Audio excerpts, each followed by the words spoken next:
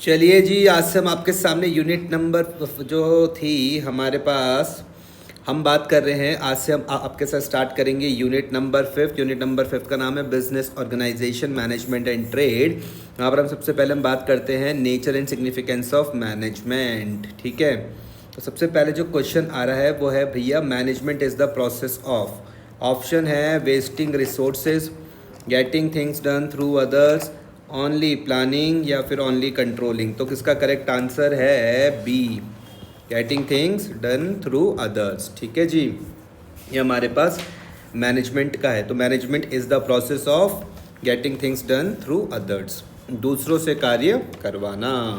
Explanation हम देख लेते तो लिखा हुआ management means achieving goals through the efforts of others. ठीक है, ये हमारे पास हमने पहला क्वेश्चन आपके साथ डिस्कस कर लिया है। अब हम पहुंचते हैं सेकंड में। तो यहाँ पर क्या लिखते हैं कि management is required at which level, top level, middle level या फिर लोअर लेवल या फिर ऑल लेवल्स। हर जगह पर हमको मैनेजमेंट चाहिए, तो इसका करेक्ट आंसर है all levels, option number D. Explanation में है management is pervasive and needed eight all levels.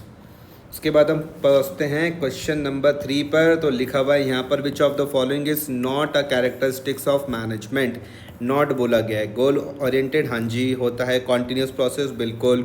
Group activity, बिल्कुल। वन टाइम एक्टिविटी, नहीं भैया नहीं। तो इसका ऑप्शन हो जाएगा डी, क्योंकि आपसे क्या पूछा हुआ, नॉट। एक्सप्लेनेशन में मैं अगर बात करूँ तो लिखा हुआ management is a continuous process not one time. Fourth पर हम बात करते हैं। तो देखिए फोर्थ में क्या लिखते हैं कि what is the main focus of efficiency. तो सी से मैंने बोला था कॉस्ट पे ध्यान में रखना। And results, resources and cost, social objectives या फिर जॉब सेटिस्फेक्शन। तो आंसर है भैया इसका बी, रिसोर्सेज एंड कॉस्ट। ठीक है, तो efficiency means using resources with minimum wastage. Next हम बात करेंगे इफेक्टिवनेस रेफर्स टू। इफेक्टिवनेस, तो टी से आपको टाइम ध्यान रखना है। तो effectiveness refers to doing work with in minimum resources, achieving goals on time, only reduce cost, only making profit. तो भैया टी से आपको टाइम ध्यान रखना है, अचीविंग गोल्स ऑन टाइम्स। ठीक है, एक्सप्लेनेशन में क्या है कि effectiveness means completing work as per goals. Next हम चलते हैं सिक्स्थ में। तो सिक्स्थ वाला क्या बोल रहा है, which of the following is an objective of management. Organisational objective, बिल्कुल होता है। सोशल ऑब्जेक्टिव, हाँ जी। पर्सनल ऑब्जेक्टिव, बिल्कुल। तो आंसर हो जाएगा ऑल ऑफ द अबव। तो सिक्स्थ का क्या हो जाएगा, ऑल ऑफ द अबव। तो management balances organisational, social and personal objectives. Seven पर हम बात करते तो लिखा हुआ है भैया management is a dynamic function means, management is a dynamic function means it never changes, it adapts to environment, it works alone, it does not depend on people। तो इसका हो जाएगा B, it depends to environment। ठीक है, तो management adjust to change in business environment। 8 पर हम बात करते तो लिखा हुआ management is an intangible force because. Intangible force क्यों है भैया मैनेजमेंट, तो लिखते हैं it can be seen and touch, नहीं भैया नहीं। It presence is felt in result, yes yes, बिल्कुल बिल्कुल बिल्कुल। It is a return in document, नहीं। It is done only by machine, नहीं। तो करेक्ट आंसर है it's presence is felt in result. इसके परिणामों में उपस्थिति महसूस होती है, इसके परिणामों में उपस्थिति महसूस होती है। आंसर है इसका B, its presence is felt in result. Explanation में क्या लिखते हैं, we see management in the form of good और बैड रिजल्ट्स। 8th के बाद हम पहुंच जाते हैं भैया किस में, 9th में। तो 9th में group activity in management means individual work, team work and cooperations, working without planning या फिर इग्नोरिंग अदर ओपिनियन। ऑप्शन है इसका B, team work and cooperation. Team work and cooperation, team work और सहयोग। तो एक्सप्लेनेशन में हम बात करते तो लिखा हुआ management requires people to work together. 10th है which one is a social objectives of management, profit maximization, providing quality products, increasing market share या फिर एम्प्लॉय प्रमोशन। तो भैया है सोशल ऑब्जेक्टिव पूछा हुआ है, तो प्रॉफिट मैक्सिमाइजेशन नहीं, प्रोवाइडिंग क्वालिटी प्रोडक्ट्स। इसका आंसर हो जाएगा B, providing quality products. Explanation में है social objectives focuses on society's welfare. 11th में हम बात करते तो लिखा हुआ management is called an inexact science, क्यों बोलते हैं, because it deals with human behaviour, it has no principle, it ignores experiment, it is based on knowledge. तो it deals with human behaviour. प्रबंधन को अपूर्ण विज्ञान क्यों कहा जाता है, it deals with human behaviour या मानव व्यवहार से संबंधित है। तो human behaviour is it deals with human behaviour. तो ह्यूमन बिहेवियर क्या होता है? अनप्रेडिक्टेबल होता है, making management in an inexact science. Next है हमारे पास 12। तो बोला हुआ है कि भैया which of the following proves that management is an art? Systematic body of knowledge, principle based on experiments, personal skills and creativity. ठीक है, इसका हो जाएगा C, personal skills and creativity. Answer में क्या आ जाएगा? Personal skills and creativity. Explanation में लिखा हुआ art requires personal skills and creativity applications. 13 पर हम बात करते तो लिखा हुआ management as a profession has which feature? Open entry, specialize knowledge, no conduct, no code of conduct, no education requirement. तो भैया यहाँ पर आ जाएगा स्पेशलाइज्ड नॉलेज।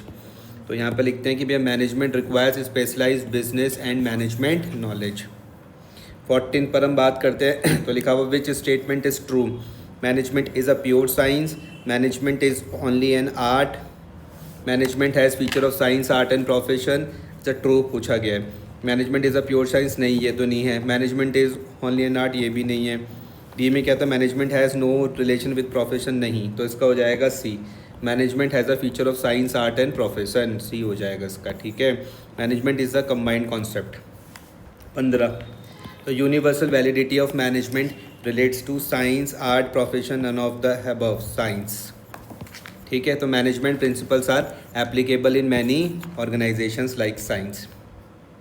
ठीक है जी, अब हम बात करते हैं 16 में। तो लिखते हैं कि व्हाट इज़ अ की रिक्वायरमेंट इन आर्ट? कला में एक मुख्य आवश्यकता क्या है? Scientific experiment, practical experiment, universal rules या कोड ऑफ कंडक्ट? तो भैया practical experiment. What is the key requirements in art? तो प्रैक्टिकल एक्सपेरिमेंट है इसका। ठीक है, एक्सप्लेनेशन में लिखता है कि art focuses on applying knowledge practically and skillfully. 17 पर हम बात करते तो लिखा हुआ which of these is not fully fulfilled by management as a profession? Specialize knowledge, ठीक है। रेस्ट्रिक्टेड एंट्री, पेशे के रूप में प्रबंधन में निम्न में से कौन पूरी तरह पूरा नहीं होता? तो रेस्ट्रिक्टेड एंट्री है इसका। ठीक है, कोड ऑफ कंडक्ट ठीक है, फ्लेक्सिबिलिटी इन प्रिंसिपल ठीक है। तो रेस्ट्रिक्टेड एंट्री इसका आंसर हो जाएगा क्योंकि यहाँ पे नॉट पूछा गया है। Unlike law or medicines, anyone can become a manager without a formal degree. 18th में who said management is an art of getting things done through others? किसने बोला ये? किसने बोला ये वाली स्टेटमेंट? कौन सी स्टेटमेंट कि management is an art of getting things done through others? किसने बोला? हेनरी फ्योल ने, एफ.डब्ल्यू. टेलर ने, मैरी पार्कर फॉलेट ने या फिर पीटर ड्रकर ने? तो याद रखना नाम है मैरी पार्कर फॉलेट ने बोला। किसने बोला? मैरी पार्कर फॉलेट ने। अच्छा क्वेश्चन है। तो she gave this famous definition of management. ठीक है, किसने बोला? मैरी पार्कर फॉलेट ने। क्या बोला? कि management is the art of getting things done through others. अब हम बात करते हैं scientific management was developed by, किसके द्वारा हुआ है? साइंटिफिक मैनेजमेंट किसने डेवलप किया? ऑप्शन में है भैया Henri Fayol, F W. Taylor, Peter Drucker या फिर मैरी पार्कर फॉलेट। तो आंसर है भैया एफ.डब्ल्यू. टेलर। याद रखना एफ.डब्ल्यू. टेलर। जैसी साइंटिफिक मैनेजमेंट आए तो दिमाग में क्या आना चाहिए? एफ.डब्ल्यू. टेलर। क्या आना चाहिए? F W. Taylor. He is known as the father of scientific management. ठीक है, तो एफ.डब्ल्यू. टेलर को हम कैसे जानते हैं? फादर ऑफ साइंटिफिक मैनेजमेंट से भी हम जानते हैं। फिर हम बात करते हैं भैया 20 में। तो यहाँ पर लिखा हुआ है practice and creativity. Practice and creativity are important in management because it is science art profession, none of these. ध्यान से समझना, प्रैक्टिस एंड क्रिएटिविटी के बारे में बात कही गई। तो ये कहाँ पर होता है? आर्ट में होता है। ठीक है, आंसर इसका क्या है? बी। साइंस नहीं है, प्रोफेशन नहीं है, नन ऑफ दिस नहीं है, इसका करेक्ट आंसर है art. Art improves with practice and requires creativity. अब हम बात करते हैं किसमें? 21 में। तो लिखते हैं यहाँ पर कि भैया which of the following is a part of top level management? Supervisors या फिर डिपार्टमेंटल मैनेजर्स या फिर मैनेजिंग डायरेक्टर्स या फिर फोरमैन? आंसर है इसका सी, मैनेजिंग डायरेक्टर्स। आंसर है इसका सी, मैनेजिंग डायरेक्टर्स। तो टॉप लेवल में क्या आ जाएंगे? CEO, MD, board of directors वगैरह आ जाते हैं। 22 पर हम बात करते हैं तो भैया main functions of middle level management पूछा गया है। Main function of middle level management, framing policies नहीं, सुपरवाइजिंग वर्कर्स नहीं, इम्प्लीमेंटिंग प्लान्स एंड कोऑर्डिनेशन। ये इसका सही आंसर है, implementing plans and coordination. Allocating funds भी नहीं है इसका आंसर। तो middle level acts has a bridge between the top and lower level. Question number 23। तो भैया 23 में क्या है कि भैया विच level of management directly supervise workers? Which level of management directly supervise workers. Top level, middle level, lower और supervisory level या फिर नन ऑफ दीज। तो करेक्ट आंसर है इसका लोअर और सुपरवाइजरी लेवल। ठीक है, तो supervisors and foreman are a part of the lower level. Question number 24 पर हम पहुंच जाते हैं। तो 24 पर क्या है कि which function of a management involve setting objectives and deciding how to achieve them. Which function of management involve setting objectives and deciding how to achieve them. प्रबंधन का कौन सा कार्य उद्देश्यों को निर्धारित करने और उन्हें प्राप्त करने का तरीका तय करने से संबंधित है। प्लानिंग, ऑर्गेनाइजिंग, स्टाफिंग या फिर कंट्रोलिंग। तो करेक्ट आंसर है इसका भैया प्लानिंग। याद रखना करेक्ट क्या है, प्लानिंग, योजना बनाना। Planning sets goals in part in advance.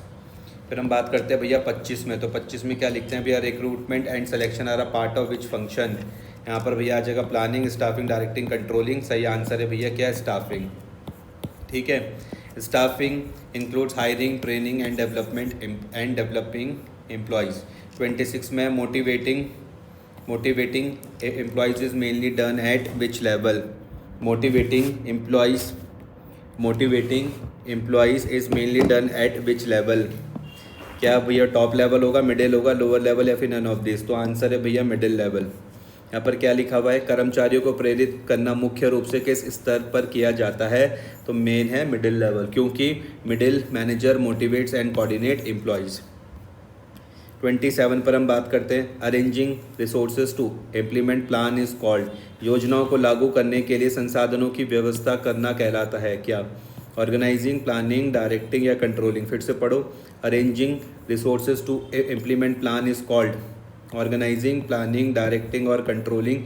Answer है इसका ऑर्गेनाइजिंग, ए ऑर्गेनाइजिंग। ठीक है, एक्सप्लेनेशन में क्या लिखा हुआ है, organizing links resources with task.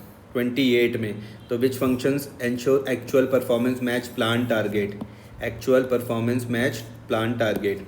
कौन सा कार्य सुनिश्चित करता है कि वास्तविक प्रदर्शन योजनाबद्ध लक्ष्यों के अनुरूप हो। प्लानिंग, ऑर्गेनाइजिंग, कंट्रोलिंग या स्टाफिंग। तो आंसर है इसका क्या, कंट्रोलिंग। क्या है आंसर, कंट्रोलिंग। ठीक है, एक्सप्लेनेशन पे हम बात करेंगे तो लिखा हुआ controlling measures the correct deviations. 29 पर हम बात करते हैं तो लिखा हुआ supervisors and foreman are part of. Supervisor मतलब होता है पर्यवेक्षक और फोरमैन किसका हिस्सा होते हैं। Top level management, middle level management, lower level management या फिर नन ऑफ दिस। तो आंसर है इसका भैया लोअर लेवल मैनेजमेंट। याद रखना, सुपरवाइजर और फोरमैन किसका हिस्सा है, तो भैया लोअर लेवल मैनेजमेंट का हिस्सा है। एक्सप्लेनेशन में लिखते हैं they manage daily operations and workers. उसके बाद हम बात करते हैं भैया 30 में, the main responsibility of top level management is. शीर्ष स्तर के प्रबंधन की मुख्य जिम्मेदारी क्या है। Make policies and goals, supervise workers, train employees या फिर प्रिपेयर वर्क शेड्यूल। तो आंसर इसका क्या हो जाएगा, मेक पॉलिसीज एंड गोल्स। ठीक है, top level management sets the direction of the organization. 31 में क्या है, कोऑर्डिनेशन का मतलब क्या होता है, समन्वय का अर्थ क्या है, giving orders to employees, integrating group efforts towards common goal, preparing budget या फिर हायरिंग न्यू वर्कर्स। तो है integrating group efforts towards common goal. Explanation में क्या है, coordination brings together people and activities. 32 पर हम बात करते हैं तो लिखा हुआ coordination is called essence of management because. Coordination को हम एसेंस ऑफ मैनेजमेंट हम क्यों बोलते हैं, क्योंकि it is a separate function, it is present in all functions of management, only top managers do it, it is done only at the end. तो ध्यान से समझना, कोऑर्डिनेशन को हम एसेंस ऑफ मैनेजमेंट हम क्यों बोलते हैं, क्योंकि it is a separate function. ठीक है, ये क्या है, एक सेपरेट फंक्शन है। It is present in all functions of management. ठीक है, coordination runs through planning, organizing, staffing, directing and controlling. 33 पर हम बात करते हैं तो लिखा हुआ which of the following is not a features of coordination. Integrates efforts, continuous process, pervasive functions और वन टाइम एक्टिविटी। तो नॉट बोला गया है, तो इसका आंसर क्या हो जाएगा, one time activity. Coordination is a continuous not one time.